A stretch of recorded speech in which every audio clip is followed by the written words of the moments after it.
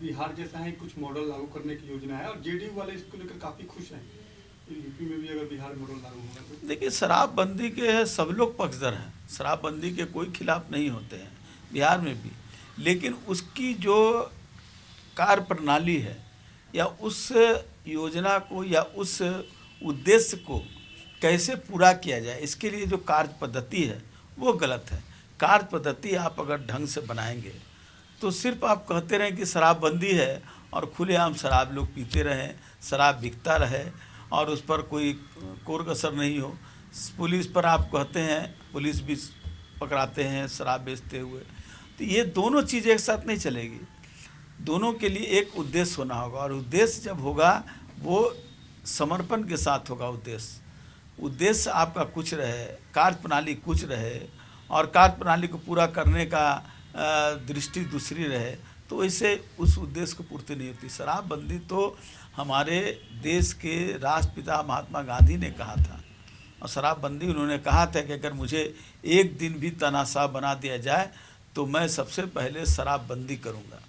उसी तरह हमारे देश के जब इमरजेंसी के बाद इस देश के प्रधानमंत्री बने थे मोरारजी देसाई, उन्होंने भी शराबबंदी की बात कहा था। ये कोई नई बात नहीं है। आदरणीय कर्पूरी ठाकुर जी थे, उन्होंने भी शराबबंदी की बात कही थी और उसको बंद करने का प्रक्रिया किया था।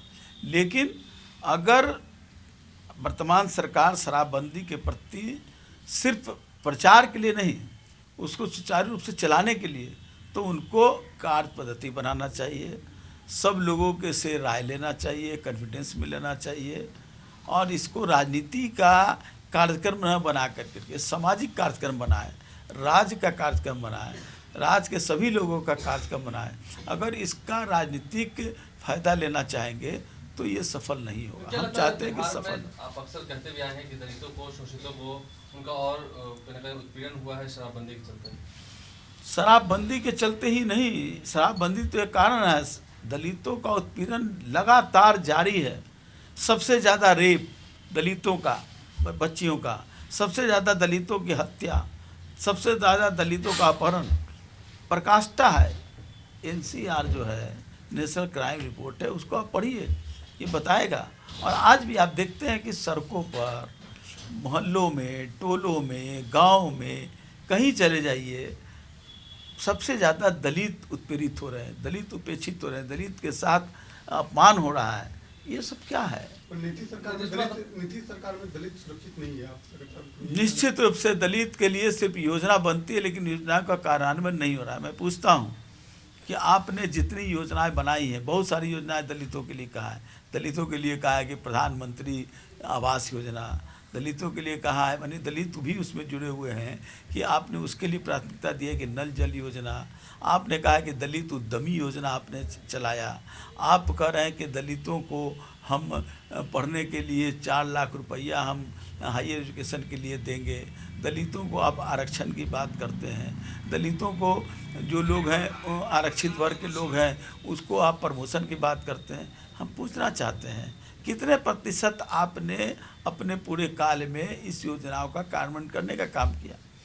10% से भी ज़्यादा काम हुए हों तो मैं उनसे बहस करने के लिए तैयार हूँ। नीतीश कुमार को कहा जाता है कि हमने गांधी जी के 7 सिद्धांतों को सभी स्कूलों में लिखवा दिया है। अम्बेडकर को हम मानते हैं, कर्पूरी जी को मानते हैं। देखिए, लिखवाने से और मानने से नहीं होता है, उसको एहसास कराया जाता है। आप कहते हैं कि हम गांधी के 7 वचन को आप लागू कराते हैं, लिखते हैं। उस वचन में है क्या है? पहला है कि राजनीति के बारे में कहा गया कि सिद्धांत बिन राजनीति नहीं चलेगा।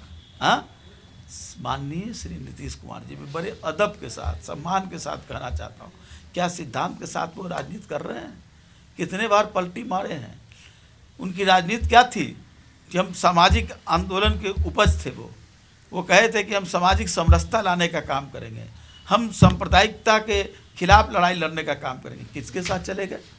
जिस पर सांप्रदायिकता का सबसे बड़ा आरोप लगा है, जो सामाजिक समरसता के खिलाफ रहे हैं, जिसके समय में दलितों की सबसे बड़ा उपहास और अपमान होता है, उसके साथ अब चले गए। कहाँ है सिद्धांत की राजनीति?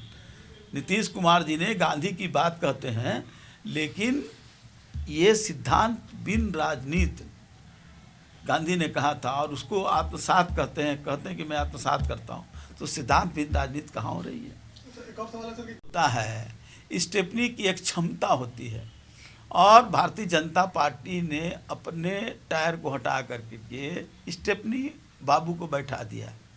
स्टेपनी की अलग क्षमता है, मूल जो टायर होता है उसकी अलग क्षमता है। नीतीश कुमार जी स्टेपनी बाबू बने हुए हैं, और स्टेपनी पर अगर ज़्यादा उस पर दबाव दीजिएगा तो स्टेपनी फट जाता है। तो इसीलिए उनको लगता है कि हम पर ज़्यादा दबाव पड़ रहा है। उस दबाव को जब तक सहने की क्षमता होगी तब तक तो चलेगा, और असहनीय होगा तो वो फटेगा। तो इसीलिए वो इस बात की चिंता व्यक्त कर रहे हैं, इस बात की वो अपने आप में जो दुविधा देख रहे हैं, इस बात की जो उनको परेशानी हो रही है, इसलिए इस तरह की बात कर रहे हो। लेकिन मैं कहता हूँ कि आप स्टेपनी मत बनिए।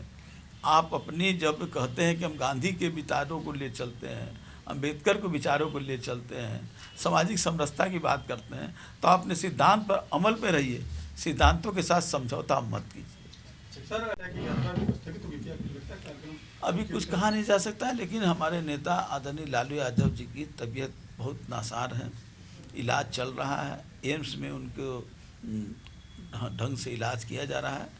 चिंता की स्थिति तो है ही, लेकिन हमारे नेता के साथ साथ हमारा उनके विचार जो रहे हैं, आम जन तक पहुंचना, आम जन की समस्याओं को उठाना, तो वो भी हमारा कार्यक्रम है।